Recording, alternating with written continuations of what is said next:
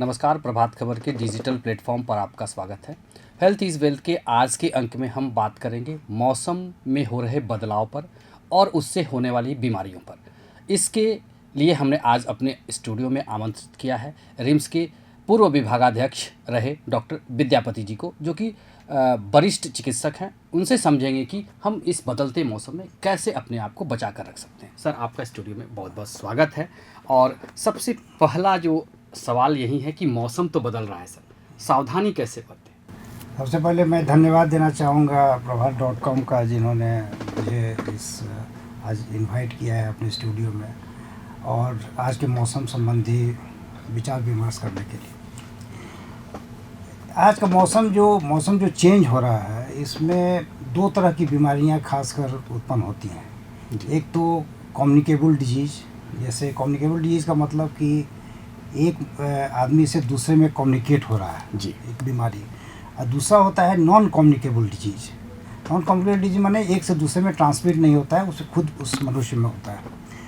तो communicable disease जैसे कि इन्फेक्शन, तो जैसे ही मौसम चेंज होता है, खासकर इस मौसम में, तो वायरल इन्फेक्शन जो है काफ़ी कॉमन हो जाता है इस मौसम में जी।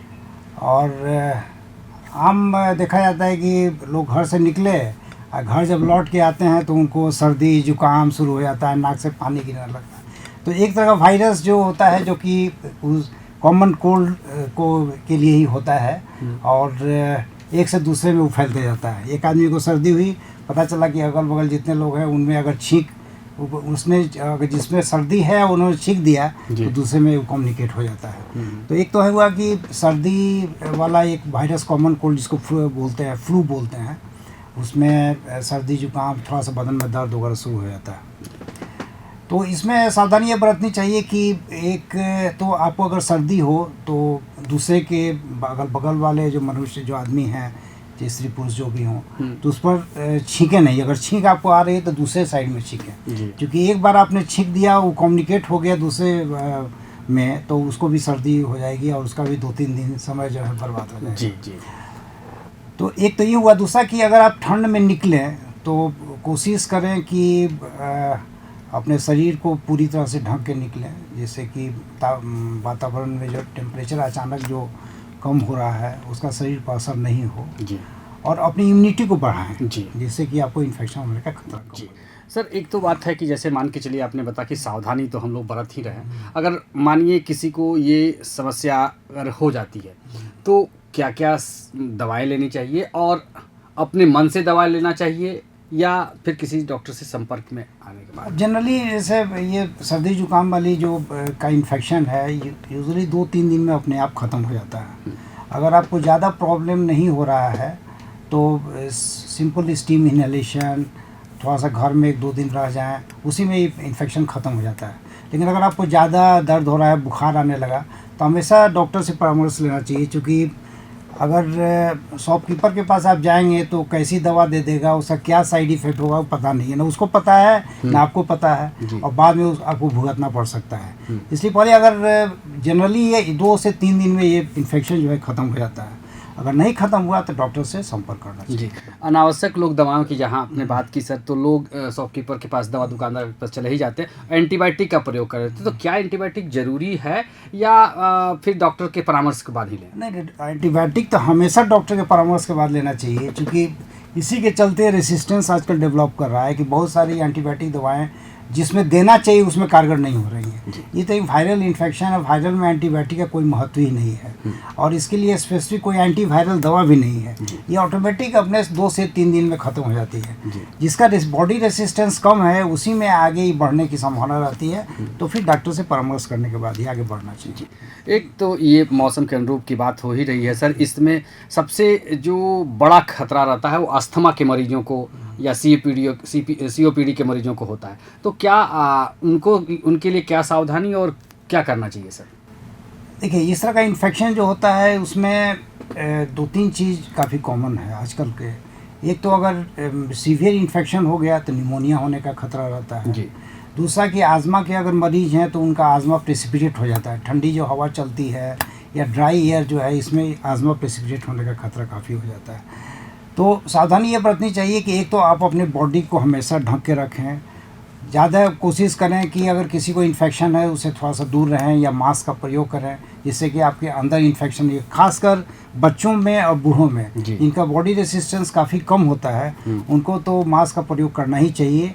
और अपने सावधानी बरतनी चाहिए कि बॉडी को गर्म रखें और खान पान में भी सावधानी बरतें। एक तो खाना जो है काफ़ी न्यूट्रिशियस खाना लेना चाहिए, दूसरा फ्रीज का सामान, कोल्ड ड्रिंक्स या कोई भी आइसक्रीम, कोई भी ठंडा पदार्थ जो जाकर आपके बॉडी के अंदर में खराबी पैदा करे तो उसका सेवन नहीं करें। जी, जहाँ आपने बात की सर बुजुर्गों की, तो बुजुर्गों के लिए एक सबसे बड़ी बात कि ये जो समय है बुजुर्गों के लिए बड़ा क्रूशियल होता है।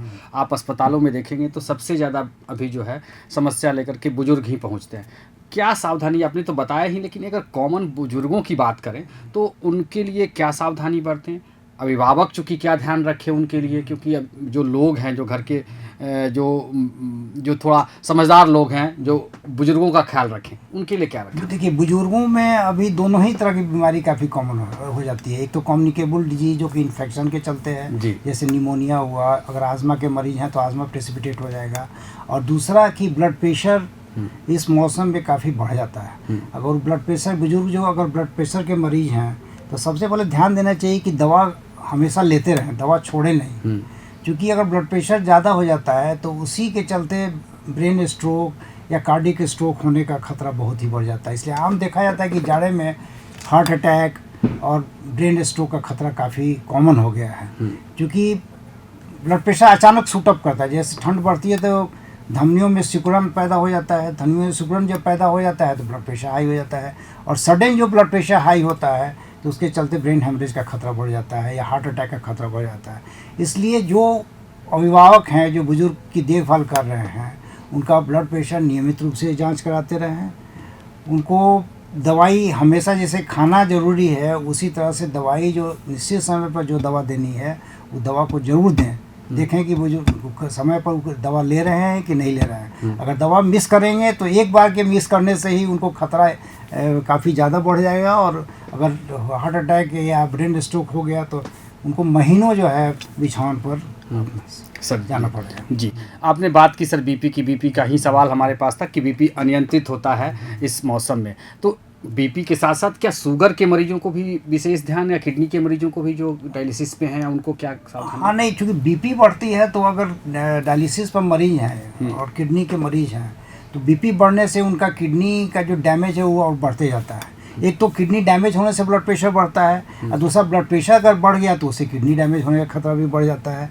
और चूँकि स्ट्रेस आदमी में इस मौसम में देखा गया है कि कुछ जो स्ट्रेस भी इस मौसम में काफ़ी ज़्यादा रहता है लोगों में, तो स्ट्रेस के चलते भी शुगर जो है अनियंत्रित हो जाता है जी। और इसलिए ब्लड शुगर का भी जांच कराना चाहिए। ब्लड शुगर भी अनियंत्रित हो गया तो अगर उसकी किडनी की बीमारी है तो किडनी की बीमारी और प्रेसिपिटेट हो जाती है। सर अगर बात करें जांच की, जहां आपने बताया, तो सर एक सामान्य व्यक्ति कितने दिनों पर बीपी शुगर की लगभग इस मौसम में जांच करा ले? इस बीपी का जांच तो हम हर 15 दिन या 1 महीने में तो अभी ज़रूर करा लेना चाहिए जब तक कि ठंड पड़ रही है, और शुगर का जांच महीने में 1 बार ज़रूर करा लेना चाहिए। अगर अनियंत्रित है तो 15 दिन में करा लें, अगर नियंत्रित हो गया फिर भी 1 महीने में ज़रूर जांच करा लें। जी सर, एक चीज़ और है कि इस मौसम के लिए एक जो टीका चलता है, जो फ्लू का टीका होता है, वो कितना कारगर है और क्या ये लेना चाहिए एक लोगों में? खासकर बुजुर्गों में तो लेना चाहिए, इसलिए जिसका बॉडी रेसिस्टेंस कम है उसमें लेने से, टीका लेने से फ़ायदा ये होता है कि उनको जो अगर बीमारी होगी भी तो उतना सीवियर बीमारी नहीं होगी, अगर माइल्ड बीमारी होकर ही रह जाएगी। यंग पर्सन में तो उतना कोई इफेक्ट ज़्यादा नहीं है, लेकिन अब बुजुर्गों को जरूर दिलवाना चाहिए। जी जी, तो ये टीका क्या साल में एक ही बार आता है? साल में एक ही बार आता है। सर एक और हम लोग जैसे कि आपने बताया कि पूरी जो दिनचर्या है, एक दिनचर्या हमारी कैसी हो, हम सुबह में जो लोग टहलते हैं वो कितने बजे बाहर निकलें टहलने के लिए, खान पान क्या हो, एक संदेश जो आप देना चाहें जो इस मौसम के लिए? प्राय देखा जाता है कि लोगों में ये भावना है कि हम एकदम सुबह में टहलेंगे तो हमको ज़्यादा फ़ायदा होगा, ऑक्सीजन, हाँ, ऑक्सीजन ज़्यादा मिलेगा, उसका ब्लड प्रेशर कंट्रोल रहेगा, शुगर कंट्रोल रहेगा। लेकिन ये मैंने भ्रम जो है अपने आप से निकालना चाहिए, क्योंकि एकदम मॉर्निंग का जो समय है 4-5 बजे का, 4-5 बजे के समय में ठंड बहुत ज़्यादा रहती है और जब ठंड बहुत ज़्यादा रहेगी, आप उस मौसम में अगर आप बाहर निकल गए तो आपका ब्लड प्रेशर बढ़ सकता है, आपको हार्ट अटैक का खतरा बढ़ जाता है, आपको ब्रेन स्ट्रोक का खतरा बढ़ जाता है। इसलिए जब तक धूप नहीं हो तब तक इस मौसम में आपको टहलने के लिए नहीं निकलना चाहिए। और जब भी निकलें तो लेयर बाय लेयर कपड़े का सेवन करें। ऐसा नहीं कि एक मोटा कपड़ा रजाई टाइप का ओढ़ लिए और उसके बाद चल रहे हैं। अपने लेयर बाय लेयर जो है गर्म कपड़े का उपयोग करना चाहिए, जिससे कि शरीर गर्म रहे। जी सर, इस समय एक और चीज़ बोला जाता है कि इस समय जो साग सब्जियां या फल मिलते हैं वो बहुत मतलब हमारे प्रचुर मात्रा में हमारे शरीर के लिए रोग प्रतिरोधक क्षमता को बढ़ाते हैं। तो क्या कहना है सर, आप हाँ क्या बिल्कुल, समझते हैं? फल का तो सेवन ज़रूर करना चाहिए। फल, चूँकि बहुत सारे फल जो मिल रहे हैं उसमें विटामिन सी की मात्रा ज़्यादा रहती है और विटामिन सी एंटीऑक्सीडेंट का काम करता है। इसलिए फल का सेवन तो हमेशा ही रिकमेंडेड है, खासकर इस मौसम में ज़रूर लेना चाहिए। जी, और साग सब्जी भी इस समय हरी विभिन्न सब्जी, विभिन्न प्रकार की बिल्कुल, सब्जियां हरी सब्जियां, साग मिलती हैं सर। बिल्कुल। हरी सब्जियां लेने से फ़ायदा, एक तो आपको न्यूट्रिशन मिलता है, दूसरा कि पेट भी आपका ठीक रहता है। जी। पेट भी साफ रहेगा तो मन भी दुरुस्त रहेगा। जी जी, तो आपने देखा कि डॉक्टर साहब ने कितनी मतलब कम समय में हम लोगों को बेहतरीन जानकारी दी कि इस मौसम में जो है कैसे हम अपने आप को बचा कर रख सकते हैं। अगर आपको किसी प्रकार का संक्रमण हो जाए, सर्दी खांसी की समस्या हो जाए, तो अनावश्यक रूप से दवाओं का सेवन नहीं करें। दुकानों पर जाकर के, दवा दुकानों पर जाकर के एंटीबायोटिक का उपयोग नहीं करें। 2-3 दिन के बाद ये अपने आप ठीक हो जाएगा। अपनी दिनचर्या को संभाल कर रखें। अगले अंक में फिर हम किसी एक नए डॉक्टर के साथ होंगे। तब तक के लिए बहुत बहुत धन्यवाद। धन्यवाद। प्रभातखबर.com, विश्वास वही, रफ्तार नहीं।